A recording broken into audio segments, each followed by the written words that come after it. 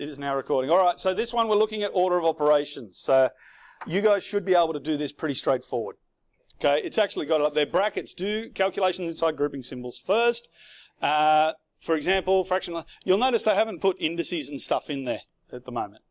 Don't worry about that. You should be all right with this. This is something that you should be able to do. Do we have any grouping symbols in this? Yes. Yes. So what do we do first? Yeah, do the grouping symbols, yeah? 9. It's interesting. It's not scrolling as much as I'd like. So what? Whoa, all of a sudden it scrolled. There we go. All right, so we're evaluating 40 minus 3 outside of 5 plus 4. Now, at the moment, this is obviously a relatively straightforward one. It just has numbers. It's not really very difficult. But the way I'm going to lay out the answer is the way I would expect you to lay out an answer later on when you're starting to deal with algebra and things like that.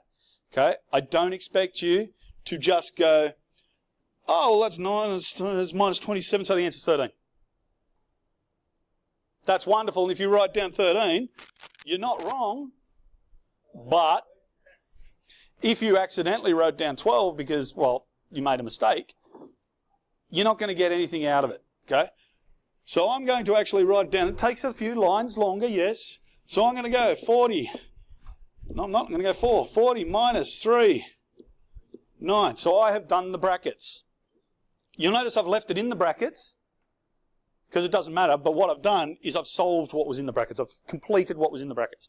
So now I'm going to do my multiplication. Yeah, so I'm going to go 40 minus 27. So I've done my 3 times 9. Then I'm going to do my subtraction. Okay.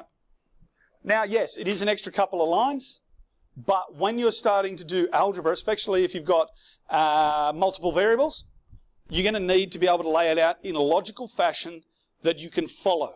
Because if you make a mistake at the end, like if you're looking at the answers later on, you go, oh, I made a mistake. You want to be able to follow it up. And just for giggles, in your HSC, there will almost inevitably be a question where they say, Sally did this and she got this answer. She made a mistake. Where is the mistake? So you need to be able to follow your working. Yeah. Yes. It is, when we do A times B, we just put them together and go AB.